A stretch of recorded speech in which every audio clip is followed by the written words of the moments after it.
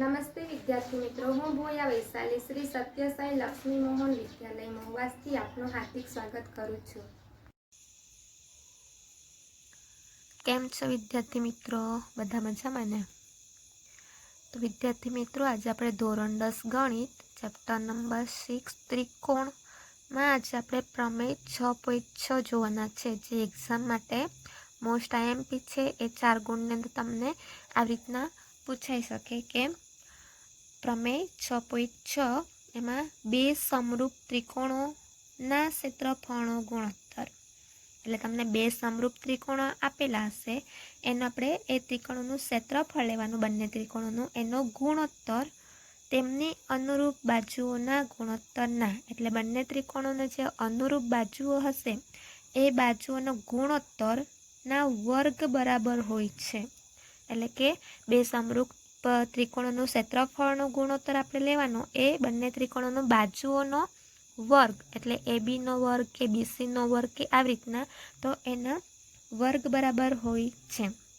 તમને એક્ઝામની અંદર આ પ્રમેય 3 રીતે પૂછાઈ શકે તે જોઈએ. તો બીજી રીતના કેવી રીતના પૂછાય કે બે સમરૂપ લઘુકોણ ત્રિકોણના ક્ષેત્રફળનો ગુણોત્તર તેમની અનુરૂપ બાજુઓના ગુણોત્તરના વર્ગ બરાબર હોય છે. માત્ર તમને બે સમરૂપની સમરૂપ પછી શું લખેલું હશે તો કે લઘુકોણ, ખાલી તમને આપેલું હશે લઘુકોણ, પછી બાકીનું જે વાક્ય છે એમનું એમ રહેશે, ખાલી તમને બે સમરૂપ લઘુકોણ ત્રિકોણ એમ કીધેલું હશે. તો આવી રીતના પણ આ દાખલો પૂછાઈ શકે છે. ત્યારબાદ ત્રીજી રીતના કેવી રીતના પૂછાય તો જોઈએ. તો એ આપણને કંઈક આ મુજબ પણ પૂછાઈ શકે છે કે ત્રિકોણ એબીસી સમરૂપ ત્રિકોણ PQR છે. એટલે કે બંને ત્રિકોણો કેવા છે? સમરૂપ ત્રિકોણ છે. તો આપણે સાબિત શું કરવાનું છે તો કે સાબિત કરો કે એબીસીનું ક્ષેત્રફળ ભાગ્યા PQRનું ક્ષેત્રફળ, એટલે કે એબીસીના ક્ષેત્રફળનો ગુણોત્તર તેમને અનુરૂપ બાજુઓના વર્ગનો વર્ગ બરાબર હોય છે. અહીંયા આપેલ જ છે આપણને કે બે સમરૂપ ત્રિકોણનું ક્ષેત્રફળ, એટલે કે ક્ષેત્રફળ માટે આપણે ત્રિકોણ દર્શાવતા નથી, એટલે કે આ જે એબીસીનું ક્ષેત્રફળ છે એનો ગુણોત્તર PQR સાથેનો ગુણોત્તર, અને લખેલું છે કે અનુરૂપ બાજુઓનો ગુણોત્તર. તો અનુરૂપ બાજુ કઈ થશે? એબીને અનુરૂપ બાજુ PQ, બીસીને અનુરૂપ બાજુ QR અને એસીને અનુરૂપ બાજુ PR. આ બધી એની અનુરૂપ બાજુ થશે. તો આ જે બાજુ છે એનો વર્ગ, એટલે બાજુનો વર્ગ બરાબર હોય છે. શું વર્ગ બરાબર હોય તો કે સમરૂપ ત્રિકોણોનો ક્ષેત્રફળનો ગુણોત્તર. તમને આવી રીતના પણ પૂછાઈ શકે છે. એટલે 3 રીતના તમને પૂછાય તો આપણે આ જ એક જ પ્રમેય 6.6 લખવાનો છે. તો હવે એની આપણે સાબિતી જોઈએ. એના માટે આકૃતિ જોઈશે આપણને. તો આપણે બે સમરૂપ આકૃતિઓ દોરી દઈએ. તો અહીં આપણે બે સમરૂપ ત્રિકોણો લીધા છે, જેમના નામ આપેલા છે ABC, અને બીજા ત્રિકોણનું નામ આપેલું છે ત્રિકોણ PQR. તો આ બંને ત્રિકોણો કેવા છે? એક તો લઘુકોણ છે અને કેવા છે? સમરૂપ ત્રિકોણ છે. લઘુકોણ એટલે કે 90 કરતાં ખૂણાનું માપ જે છે 90 કરતાં કેવું હોવું જોઈએ? ઓછું હોય તેવા આપણે બે લઘુકોણ દોરવાના છે. એટલે લઘુકોણ, આ બંને ત્રિકોણો કેવા છે? લઘુકોણ છે. તો એના પરથી પક્ષ શું થશે તો કે બે ત્રિકોણ એબીસી અને PQR આપેલ છે, જે કેવા છે? એકબીજાને સમરૂપ છે. જે તમારે પ્રમેય 6.6 આપી દીધું છે કે બે સમરૂપ ત્રિકોણોનો ક્ષેત્રફળનો ગુણોત્તર, એટલે સમરૂપ ત્રિકોણો એમ કીધું છે. એટલે પક્ષની અંદર તમારે શું લખવાનું તો કે પક્ષમાં લખવાનું બે ત્રિકોણ, એટલે કે ત્રિકોણ ABC અને ત્રિકોણ PQR આપ્યા છે, જે કેવા છે? એકબીજાને સમરૂપ ત્રિકોણ છે. માટે ત્રિકોણ ABC સમરૂપ ત્રિકોણ PQR એમ લખવાનું છે પક્ષની અંદર. હવે આના ઉપરથી આપણે સાબિત શું કરવાનું છે તે જોઈએ. તો કે સાબિત કરવાનું શું છે? ત્રિકોણ આપેલા છે એનું ક્ષેત્રફળ જે છે, ક્ષેત્રફળ બંને ત્રિકોણોનો, તો એ બંને ત્રિકોણોનો ક્ષેત્રફળનો ગુણોત્તર જે છે એ એની બાજુઓનો વર્ગ બરાબર હોય. એના બાજુઓનો ગુણોત્તરનો વર્ગ બરાબર હોય એમ આપણે સાબિત કરવાનું છે.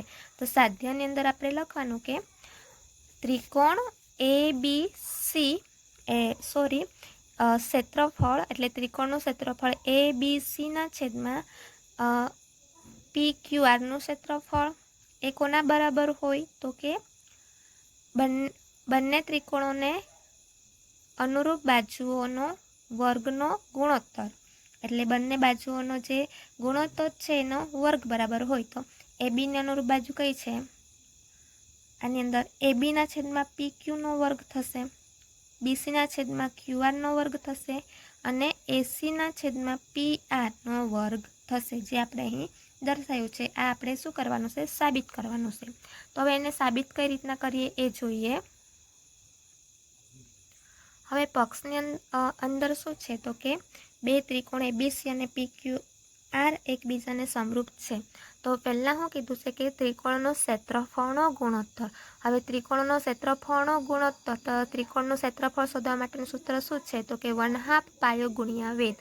તો આપણી પાસે 1/2 તો એ તો હશે, પણ પાયો પણ છે પણ વેધ નથી. માટે આપણને ક્ષેત્રફળ શોધવા માટે, ત્રિકોણનું ક્ષેત્રફળ શોધવા માટેમાં વેધ પણ જરૂરી છે. તો આપણે એની આ આકૃતિની અંદર બંનેમાં વેધ દોરી દઈએ. તો ખૂણા A માંથી આપણે એક વેધ BC પર દોરી દઈએ. વેધ જે છે એ 90 ડિગ્રીનો થવો જોઈએ, બરાબર, એટલે કે 90 અંશનો થવો જોઈએ. તો ત્રિકોણ ABCમાં A માંથી આપણે એક વેધ, એનું નામ આપીએ વેધ AM દોરેલ છે. ત્યારબાદ આની અંદર પણ આપણે એક વેધ દોરી દઈએ, એ વેધનું નામ આપીએ PN વેધ. તો સાબિતીની અંદર તમારે લખવાનું છે.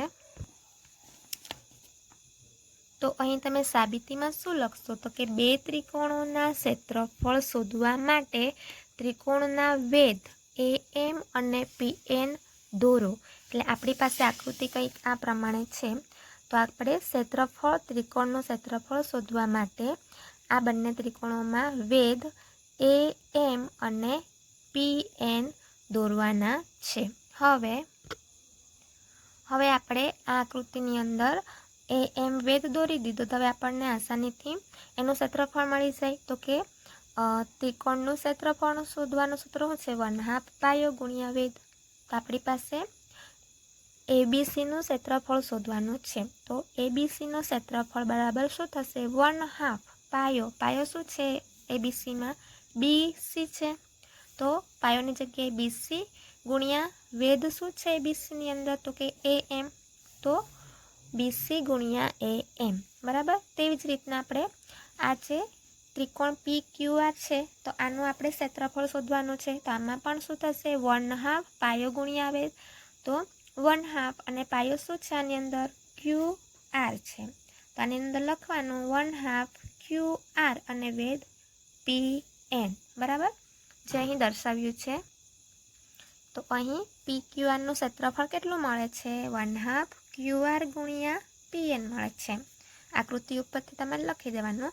હવે આપણને બંને ત્રિકોણ છે ABC અને PQR ત્રિકોણ, એ બંનેનું ક્ષેત્રફળ મળી ગયું. તો આપણે શોધવાનું શું છે તો કે બંને ત્રિકોણોનો ગુણોત્તર.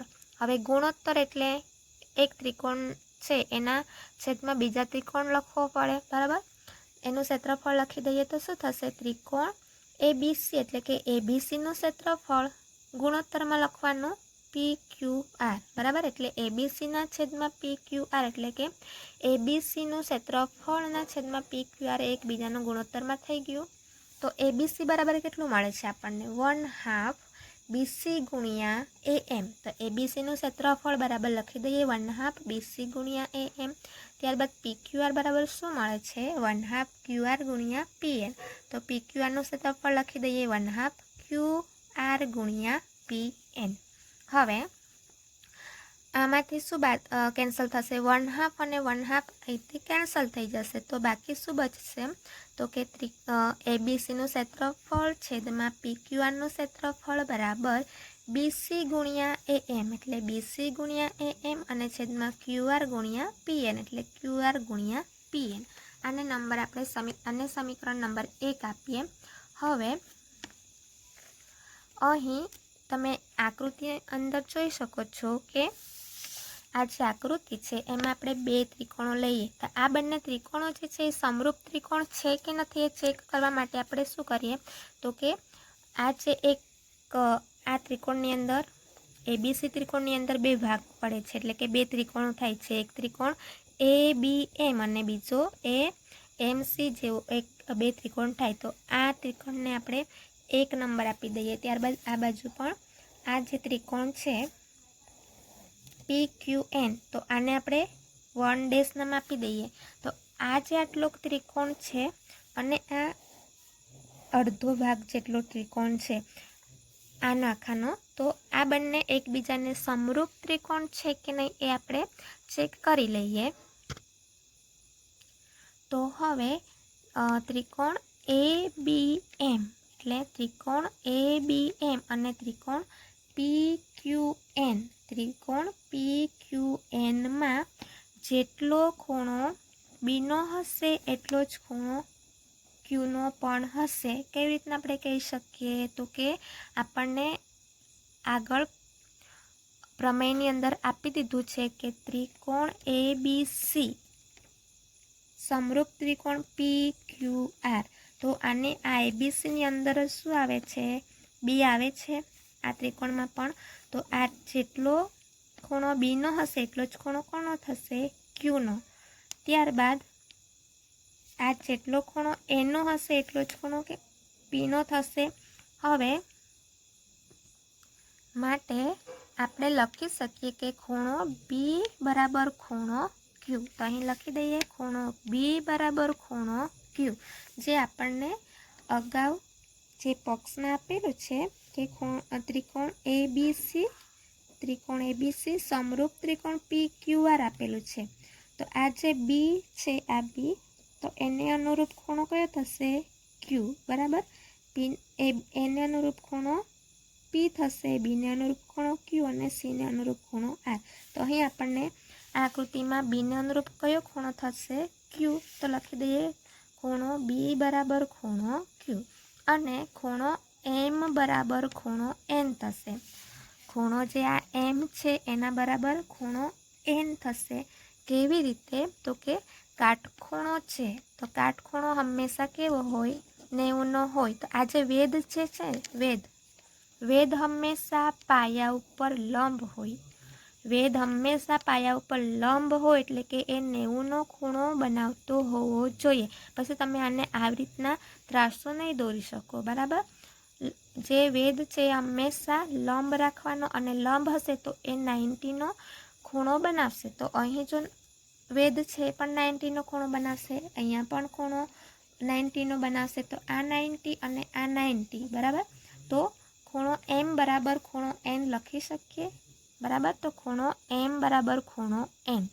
તો હવે આપણને ખબર છે કે એવી કોઈ શરત છે કે જેના ઉપરથી બે ખૂણાઓ સરખા હોય તો એને આપણે સમરૂપ ત્રિકોણ કહી શકીએ એવું? તો હા, આપણી પાસે ખૂખું શરત છે કે બંને ખૂણા સરખા હોય તો આપેલ ત્રિકોણ જે છે એ એકબીજાને સમરૂપ ત્રિકોણ થાય. તો અહીં બંને ખૂણા કેવા છે? ખૂણો બી અને ખૂણો એન. તો અહીં ખૂણો ક્યુ અને ખૂણો એન, આ બંને આ ખૂણાને અનુરૂપ ખૂણો ક્યુ, આ ખૂણાને અનુરૂપ ખૂણો એન છે. તો બંને ત્રિકોણોમાં ખૂણા સરખા છે માટે ખૂખું શરત મુજબ ત્રિકોણ ABM એટલે આ જે ત્રિકોણ ABM અને ત્રિકોણ PQN ત્રિકોણ જે છે એ સમરૂપ ત્રિકોણ છે.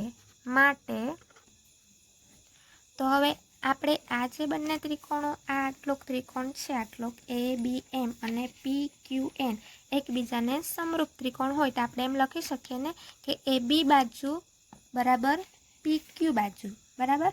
પછી AM બાજુ બરાબર PN બાજુ, BM બાજુ બરાબર QN બાજુ થાય. તો એને આપણે ગુણોત્તરમાં લખી શકીએ તો કે ABના છેદમાં PQ, ABના છેદમાં PQ, ત્યારબાદ AMના છેદમાં PN. બરાબર. તો AMના છેદમાં PN અને બી એમના છેદમાં ક્યુ એન, બી એમના છેદમાં ક્યુ એન તમે લખી શકો, કારણ કે આ જે ત્રિકોણ છે એ બંને ત્રિકોણો કેવા છે, એકબીજાને સમરૂપ ત્રિકોણ છે, માટે એ બી બાજુ જેટલી હશે એટલી જ પી ક્યુ બાજુ હશે, બી એમ બાજુ જેટલી હશે એટલી જ ક્યુ એન બાજુ, અને એ એમ બાજુ બરાબર પી એન, તો એકબીજાને ગુણોત્તરમાં આપણે લખી શકીએ. તેથી હવે આપણને ખબર છે કે ત્રિકોણ એબીસી એક સમરૂપ ત્રિકોણ પી ક્યુ આર, આ આપણને પક્ષમાં આપી જ દીધેલું છે કે આપણે પ્રમેય છે એમાં કહી દીધું છે કે બે ત્રિકોણો સમરૂપ ત્રિકોણ છે. તો આ ત્રિકોણોનું નામ આપણને કહી દીધું છે કે આ એબીસી ત્રિકોણ એ પી ક્યુ આરને સમરૂપ ત્રિકોણ છે. માટે આના ઉપરથી આપણે શું લખી શકીએ, તો કે આ બંને ત્રિકોણો, જો આ આખો ત્રિકોણ છે અને આ આખો ત્રિકોણ, આ બંને ત્રિકોણો એકબીજાને સમરૂપ ત્રિકોણ હોય તો આપણે લખી શકીએ ને કે એબીના છેદમાં પી ક્યુ, એસીના છેદમાં પી આર બરાબર, ત્યારબાદ બીસીના છેદમાં ક્યુ આર. તો આના ઉપરથી આપણે આકૃતિ નહીં જોઈએ તો પણ લખી શકીએ, કારણ કે આ બંને ત્રિકોણો કેવા છે, સમરૂપ ત્રિકોણ છે. તો આપણે આના ઉપરથી જ લખી શકીએ કે એ બી બાજુના છેદમાં પી ક્યુ, એ બીના છેદમાં પી ક્યુ, બીસી, બીસીના છેદમાં ક્યુ આર થશે, બીસીના છેદમાં ક્યુ આર, અને એ અને સી ના છેદમાં પી અને આર બરાબર. તો એસીના છેદમાં પી આર. સમીકરણ નંબર 3 આપીએ. હવે આપણે સમીકરણ 1, 2 અને 3નો ઉપયોગ કરવાનો છે. તો સમીકરણ 1, 2 અને 3 પરથી આપણે લખી શકીએ કે ત્રિકોણ એબીસીનું ક્ષેત્રફળ ના છેદમાં પી ક્યુ આરનું ક્ષેત્રફળ, એટલે કે આ બંને ત્રિકોણના ક્ષેત્રફળનો ગુણોત્તર લીધેલો છે. તો આપણે આ જે પરિણામ આવેલું છે એ કોના ઉપરથી લખવાનું છે, અહીં આ જે સમીકરણ છે, આગળ આપણે સમીકરણ 1 લખ્યું એ તમારે જોવાનું. તો કે સમીકરણ 1 જે છે બેઠું આપણે અહીંયા મૂકી દીધું છે. તો કે સમીકરણ 1 કેવું હતું આગળનું આપણું, તો કે એબીસીનું ક્ષેત્રફળ છેદમાં પી ક્યુ આરનું ક્ષેત્રફળ, એના બરાબર આપણે 1/2 કેન્સલ કર્યું હતું, અને શું મળેલું, તો કે બીસીના છેદમાં ક્યુ આર મળેલું અને એએમના છેદમાં પીએન મળેલું. હવે બીસીના છેદમાં ક્યુ આર છે અને એએમના છેદમાં પીએન છે. તો તમે અહીં જોઈ શકો છો આની અંદર સમીકરણ 3માં, તો કે બીસીના છેદમાં ક્યુ આર, તો બીસીના છેદમાં ક્યુ આર બરાબર શું છે, એબીના છેદમાં પી ક્યુ અને એસીના છેદમાં પી આર. તો આના બરાબર તમે આ પણ લખી શકો અને આ પણ લખી શકો છો. તો આ લખવું હોય તો આ લખી શકો, કાં તો આ લખવું હોય તો આ. તો આ બીસીના છેદમાં ક્યુ આર બરાબર આપણે આ પણ આ લખીએ બરાબર. તો બીસીના છેદમાં ક્યુ આર બરાબર મારે આ લખવું છે. તો હું આ બીસીના છેદમાં પી આર દેખાય ત્યાં હું લખી શકું, એબીના છેદમાં પી ક્યુ લખી શકું, એબીના છેદમાં પી ક્યુ. આ બીસીના છેદમાં ક્યુ આર બરાબર શું છે, એબીના છેદમાં પી ક્યુ છે. તો હું એબીના છેદમાં પી ક્યુ લખી શકું. તમે એબીના છેદમાં પી ક્યુની જગ્યાએ એસીના છેદમાં પી આર પણ લખી શકો છો, પણ આપણે અત્યારે સાબિત કરવાનું છે, એના માટે પહેલાં એબીના છેદમાં પી ક્યુ લખી શકીએ. તો બીસી બરાબર બીસીના છેદમાં ક્યુ આર બરાબર જ આ બંને વસ્તુ હોવાથી આપણે આની જગ્યાએ આ બેમાંથી કોઈ પણ એક લખી શકીએ. તો મેં એબીના છેદમાં પી ક્યુ લખેલ છે. ત્યારબાદ જુઓ એએમના છેદમાં પીએન. તો અહીંયા તમે જોઈ શકો કે એએમના છેદમાં પીએન બરાબર કઈ કઈ વસ્તુ છે, તો એએમના છેદમાં પીએન બરાબર બીએનના છેદમાં બીએન પણ છે અને એબીના છેદમાં પી ક્યુ પણ છે. તો તમે એએમના છેદમાં પીએનની જગ્યાએ આ પણ લખી શકો અને આ પણ લખી શકો, પણ આપણે સાબિત શું કરવાનું છે, બંને ત્રિકોણ સમરૂપ છે એની બાજુઓનો વર્ગ લેવાનો છે. જો હું અહીં એએમના છેદમાં પીએનની જગ્યાએ બીએમના છેદમાં ક્યુએન લખું અહીં, તો આપણને વર્ગ મળે નહીં. તો અહીં આપણે એબીના છેદમાં પી ક્યુ લખીએ તો અહીંયા પણ એબીના છેદમાં પી ક્યુ છે, તો બંનેનો વર્ગ મળી જાય, એટલે જે સાબિત કરવાનું છે આપણને મળી જાય. માટે આપણે એએમના છેદમાં પીએનની જગ્યાએ શું લખીએ, એબીના છેદમાં પી ક્યુ લખી દઈએ. તો એએમના છેદમાં પીએનની જગ્યાએ મેં એબીના છેદમાં પી ક્યુ લખેલું છે. આ જે બધું છે એ શેના પરથી આવેલું છે, પરિણામ 2 અને પરિણામ 3 પરથી. પરિણામ 3 અને પરિણામ 2 પરથી કે એમના છેદમાં પીએન બરાબર આટલી વસ્તુ છે, તો આની જગ્યાએ આપણે આ બંનેમાંથી લખી શકીએ. પછી બીસીના છેદમાં ક્યુઆર બરાબર આ વસ્તુ છે, તો આમાંથી પણ આપણે કોઈ પણ વસ્તુ મૂકી શકીએ. બરાબર, તો આપણે વર્ગ લાવવાનો છે, માટે બંને સરખી થાય એવી બાજુનો ગુણોત્તર લખી દેવાનો. તો આપણે હવે આના ઉપરથી શું મળશે? એબી ગુણ્યા એબી, તો એબી ગુણ્યા એબી એટલે એબીનો વર્ગ થશે. ત્યારબાદ પીક્યુ ગુણ્યા પીક્યુ, તો પીક્યુનો વર્ગ થશે. તો આખાનો મેં વર્ગ કરી દેમ કાઉસમાં લખીને. એબીનો વર્ગ થઈ ગયો, પીક્યુનો પણ વર્ગ, માટે આના ઉપરથી એબીનો વર્ગ પીક્યુનો વર્ગ. તો જે આપણે સાબિત કરવાનું હતું એ અડધું આપણને મળી ગયું કે આ બંને ત્રિકોણો સમરૂપ ત્રિકોણો હોય તો એબીસીનું ક્ષેત્રફળ, બંને ત્રિકોણોનો ગુણોત્તર એટલે એબીસીનો ક્ષેત્રફળ અને પીક્યુઆરનો જે ગુણોત્તર છે, આ ગુણોત્તર છે એ એની બાજુઓનો વર્ગ બરાબર, બાજુઓના વર્ગનો ગુણોત્તર બરાબર હોય છે. તો આ જે એની બાજુઓ છે આના વર્ગ, આ બંને બાજુઓનો ગુણોત્તરનો વર્ગ બરાબર મળી ગયું ને, તો આપણે સાબિત કરી દીધું. હવે સમીકરણ 3 પરથી, તો સમીકરણ 3ની અંદર શું લખેલું છે જુઓ, તો કે એબીના છેદમાં પીક્યુ બરાબર જ શું છે? બીસીના છેદમાં ક્યુઆર, એસીના છેદમાં પીઆર. બરાબર, તો આ જ વસ્તુ આપણે આમાંથી એક બાજુ મળી ગઈ, તો આના બરાબર જ શું છે? તો કે આ વસ્તુ. આના બરાબર જ શું છે? તો કે આ વસ્તુ છે. એબીના છેદમાં પીક્યુના બરાબર જ આટલી વસ્તુઓ છે. તો આપણે આ બધી વસ્તુઓ અહીં આની જગ્યાએ આની સાથે લખી દઈએ, તો કે આના છેદમાં એબીસીના છેદમાં પીક્યુઆર બરાબર એબીના છેદમાં પીક્યુ આખાનો વર્ગ બરાબર લખી શકીએ કે બીસીના છેદમાં ક્યુઆરનો વર્ગ અને એસીના છેદમાં પીઆર આખાનો વર્ગ. બરાબર, આઈ હોપ કે તમને ખબર પડી હશે. અને જો તમારો પ્રમેય પૂરો થાય ત્યારે એક નાનકડું ચોરસ તમારે દોરી દેવાનું, એટલે પ્રમેય પૂરો છે એમ સાબિત થઈ ગયું. બરાબર, તો આ તમને સમજ પડી હશે એવી આશા રાખું છું. તો હવે તમારું હોમવર્કની અંદર આ જ પ્રમેય લખીને મોકલવાનો છે ગ્રુપમાં. Thank you.